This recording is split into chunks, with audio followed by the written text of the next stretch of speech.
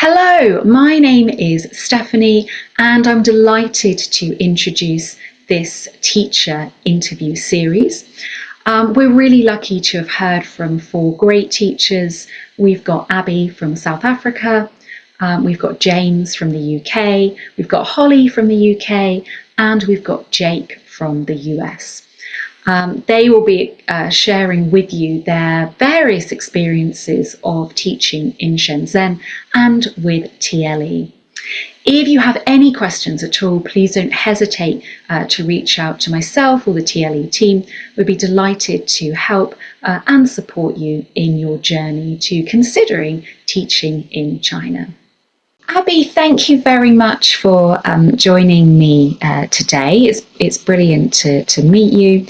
And to kick things off, could you perhaps just give everyone a very brief introduction to you and perhaps just a little bit about your background? So, hello. My name is Abby or Abigail, whichever you prefer is fine. I was born and raised in South Africa. I am now 24 years old, going on 25. I've studied 3 years in university. I have a degree in languages with a major in English and in French. I have some experience in being in a classroom and teaching. I did some tutoring for a while. I did some teaching while I was studying. And yeah, not too much to say about my background. No, that's great to hear. So you obviously very keenly interested in English and language, if that's what you majored in at university, Yes. which hopefully stood you in good stead for being in the classroom. Yeah. Fantastic. And what brought you to Shenzhen, China? So a bit of a big question there, but what was it that attracted you in the first place when you were thinking, oh, what am I going to do post-graduation?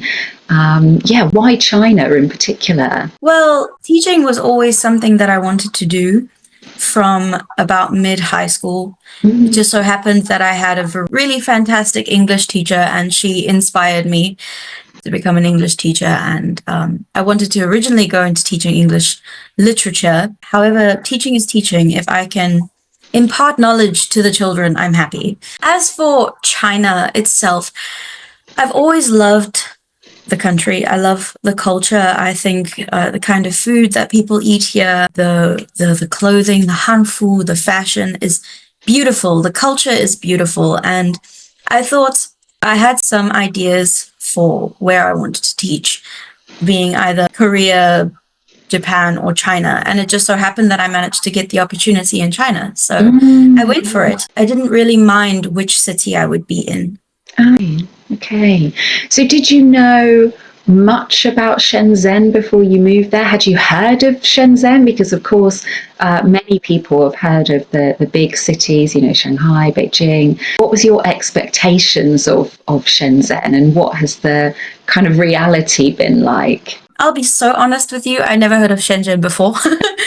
Not until I was given the offer and my agency said, no, we work in the city. Of course, I heard about the big ones, Shanghai, Beijing, as you mentioned. The city itself, I don't really allow myself to have expectations for things because that can sometimes lead to disappointment, which is definitely something I encourage for new prospecting teachers that want to come into the country, is try not to have any expectations because then you can only be pleasantly surprised. So I suppose for me, there are some things that were a bit of an adjustment when coming here, because Shenzhen itself, the city is massive. Yeah, well, particularly compared to South African and UK cities, we just don't have cities that size, do we? They just don't exist.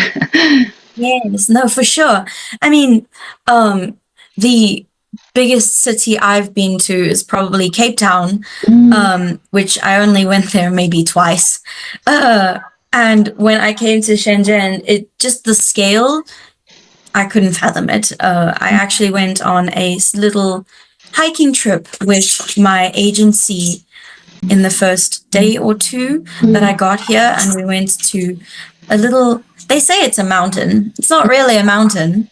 but it felt like a mountain to get to the top. Mm. And I got to look over the city. Probably didn't even see all of it, and it already seemed like it was 3 times the size of Cape Town alone. Wow, yeah, it's a huge city, isn't it? But what's sort of good, Shenzhen? What do you like about the city? What sort of amenities does it have that appeal to you? Is there anything that you really enjoy doing in Shenzhen? So, two things that I absolutely love here. One, the subway system, the metro. It's so unbelievably easy to get anywhere in the city. And also, it's amazingly cheap. I was on the train for about an hour and a half to get from where I live to somewhere else. And I think it cost me a whole 10 to 12 yuan, which is dead cheap. So That's getting not around even here a dollar, is it? it's so cheap to get around here, which makes a kind of person like myself, I don't really like to go out. I'm not a very social person. But the fact that I can get places really easily, and if I want to go somewhere by myself, I can just go out my house, climb on a train, go wherever I want, and I don't have to worry so much about how much it's going to cost me to get there. That's reliability and ease of transport makes life a lot easier, doesn't it? And you mentioned that you're not a sort of going out kind of person, but are there things that you do enjoy in the city? I don't know, going to libraries or shopping, the parks. Is there anything that Shenzhen has to offer that does really appeal to you? Definitely. I mean, I myself, like I said, I'm not very social, not very adventurous. But I do have friends who are. I had a friend come to visit me and she said, right, every day we're doing this, and this. So I was forced to leave my house, and I will admit I had a lot of fun. There are so many different things to see, so many different genres of things to do. Like, you can do something on the more modern side. You can go out, go to a bar, go to a hotel, go to another part of the city and stay there for a while. I mean, if you go to, I believe it is Bao'an district. I'm lying, Nanshan district. There are loads and loads of things to do there. Window of the world, parks, museums, that kind of stuff. Nanshan and Bao'an are the areas where you'll find a lot of foreigners. But if you away from those sort of areas, closer to the mountain, and so you'll find things like temples. Yes, I had the opportunity to see 2 or 3 different temples, and it's just breathtaking. You feel like you're not even in the city anymore. So I think there's so many things to do, regardless of the kind of person you are. If you're a nightlife kind of person, you will thrive here. Lots of other options as well, from the sounds of it, in terms of being that kind of major international city. Yeah, I believe there is a pretty big library there. There might be a few of them, actually. Yeah, I've heard, I think you can have a look online, but I've never been there, but it's one of the biggest in the world, I think. It's really, when you see the pictures, it is impressive. Yes. Well, thank you for sharing that. And I also wanted to ask you, Abby, about your more about your kind of journey. So, moving to the other side of the world is a big undertaking, especially when you're having to get an apartment, bank account, that sort of thing. So, how did you find all of that? Did you find that you were well supported by Talent E? Tell me a bit more about that sort of process for you. So I think for me, the biggest thing was the emotional preparation on leaving home and coming here, because, as I mentioned, it was probably the biggest decision of my life to come to China. I mean, I think it's about 11,000 some change kilometers away from home, away from everything I've known for my whole life.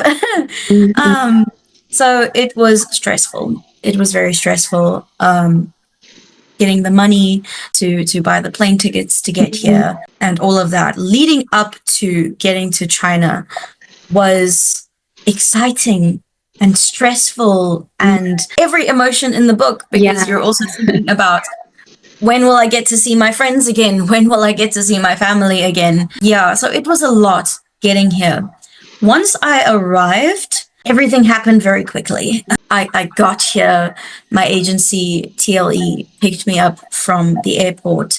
We went from there to the agency's office to do this, this, and this, and this, and then to the hotel, and from the hotel to another place. So they treated us for lunch, and then from there to another place. So it was, I didn't have the time to stress about the fact that I was in China. I was too busy. In terms of the support, though, I'm extremely grateful to have had TLE. Really, I am, because they basically sorted just about everything out for me.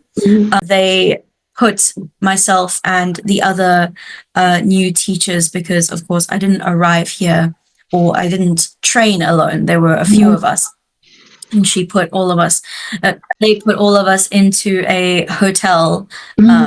They paid for that hotel stay. They helped us organize a Chinese phone number so that our phones could work and have a phone plan. They also helped us sort out the Chinese bank accounts, and then as well as told us all about the different 1,000,001 apps that you can use here, and the ones that you need for the metro, for your bank, for WeChat, of course, to be able to communicate with everyone. Yeah, very, very grateful for TLE's help, because I would have been incredibly lost without them. Yeah, it's a lot of admin and bureaucracy, and just like actually even if you move in your own country sometimes, but even more so when you go somewhere very, very different. And how about your apartment, Abby? Did you find that process easy? Were you again very supported with that? Do you like where you live now? I actually moved twice. I first lived in in one specific area. They found that apartment for me. So how it kind of worked is the agency put me in touch with a specific real estate agent that they work with, and he then sent me videos and different listings. They would give him the location of where my work is. They say, okay, this is where Abby works. Can you please find any sort of listings around this area?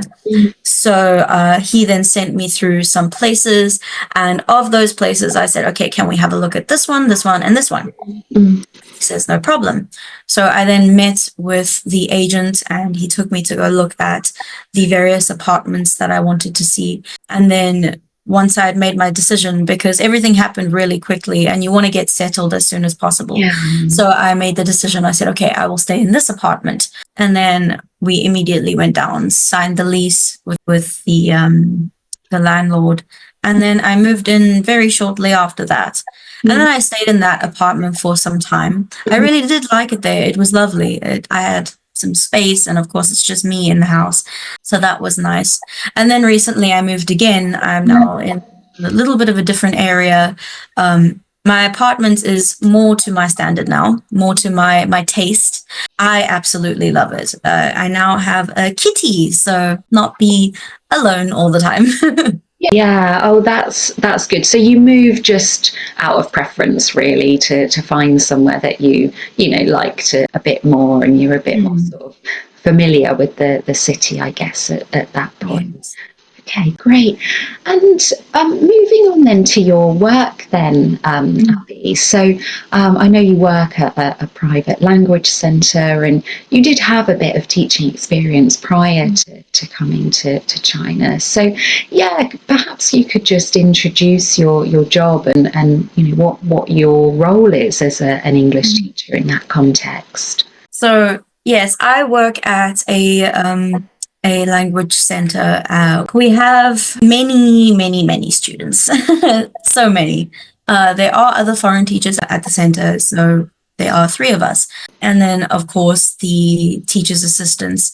When it comes to teaching, my role is basically the head of the classroom. I will prepare my lesson based on whatever materials I'm required to teach.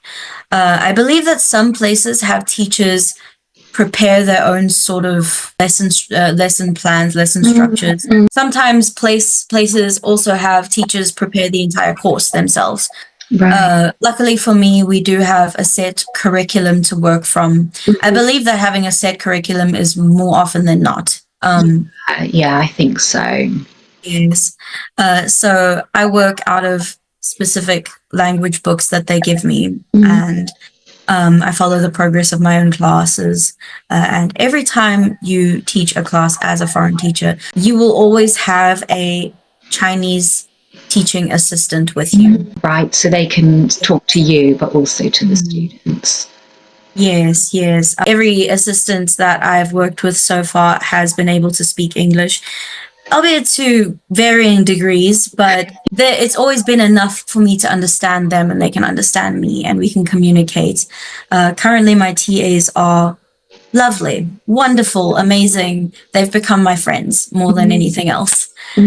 So, yeah.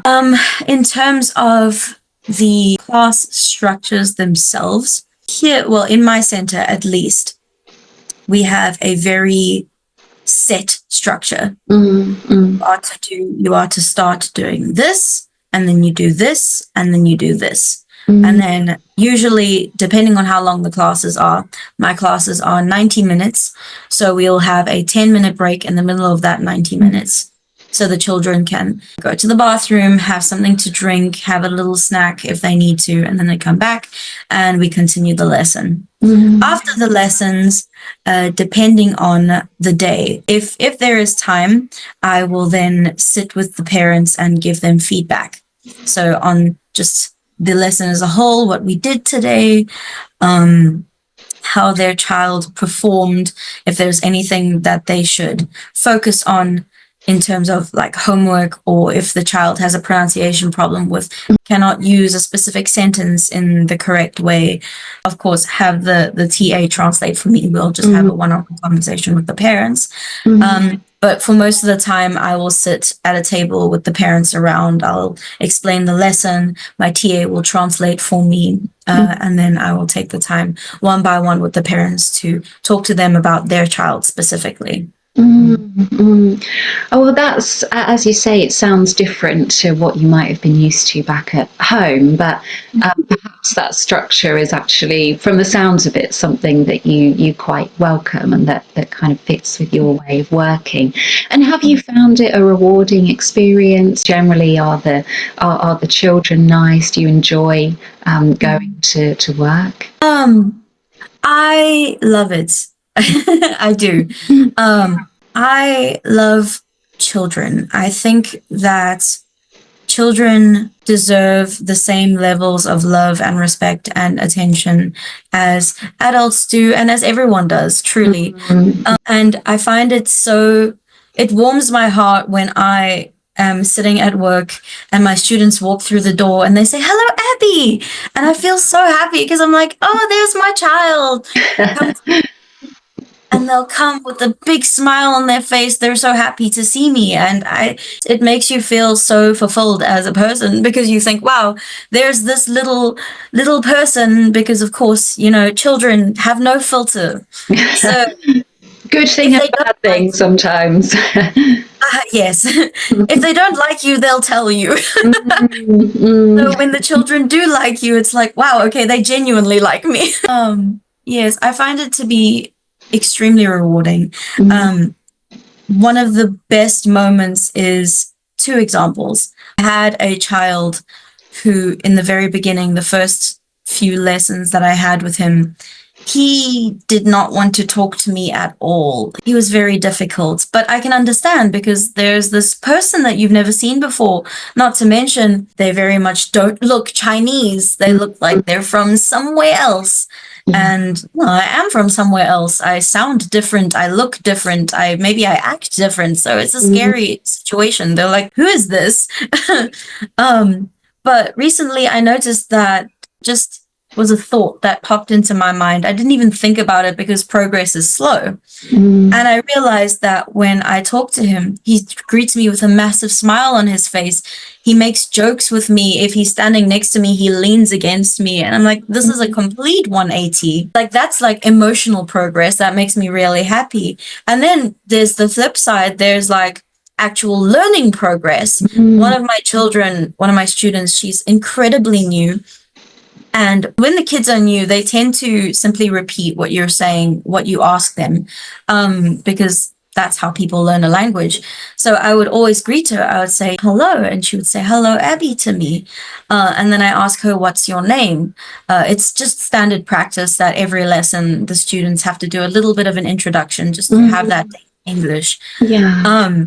And I would ask her, what's your name? And most of the time she would respond by repeating my question, what's your name? And then I guide her, my name is, and then have her repeat. And yesterday, literally yesterday, I said to her, what's your name? And she responded, my name is. And I thought I was going to cry. I went, oh, improvement. Yeah. It's a small kind of breakthrough moment that you think, they've grasped it. Yes, a proud moment there. And you talk very passionately about your work, Abby. So I can tell that you enjoy it. Are you able to bring in your love of literature sometimes to the classroom, or maybe that's something for future roles? For the younger children, not really. I have many passions, literature just being one of them. Yeah, absolutely. Oh, well, thank you for giving us a bit more of an insight into your job. And again, it's very clear that you really enjoy it and you find it very rewarding. So yeah, that's so nice. And then just sort of finally, then, Abby, for people in South Africa, or to be honest, any country that were considering, so they've graduated recently, they're considering teaching in China, they're not sure if it's right for them. Do you have any advice, or even just an overview of your experience that might help them to decide? Yes. When making a decision as big as this one, it will definitely benefit you to think about it. Like, don't make rash decisions because you think, oh, wow, a new country, let's go. You do have to consider the fact that when you come here, you will be here for a job.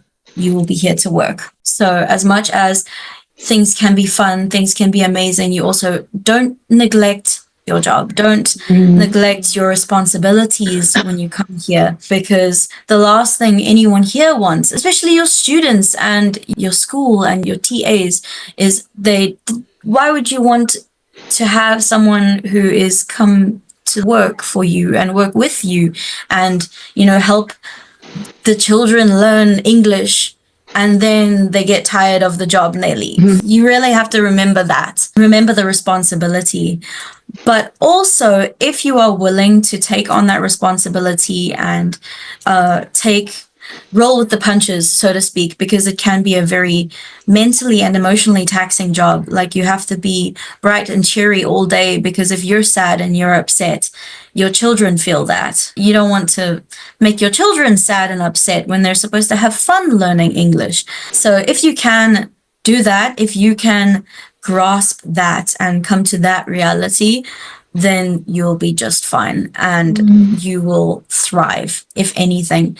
Because responsibilities aside, there are a million and one things that you can do on your days off, or when you have time to experience the country, experience the culture, experience the food, have loads of fun, make friends, like go to foreigner social events, because Shenzhen is an international city. So those things do actually happen. So yeah, of course, just make sure that you consider everything. Yeah, that's some good advice there. And you're so right that this is a teaching job. So yes, of course, you get time off to do your own things, holidays, just like you would do at home. Actually, it's not a permanent holiday. It is a Yes. serious job when you are at work. So yeah, that's some really good advice. Well, Yeah. thank you so much for sharing all of that insight today, Abby. Really appreciate you taking the time to talk just a little bit. I'm sure you could talk much more Oh, yeah. about your journey in China. So thank you very much.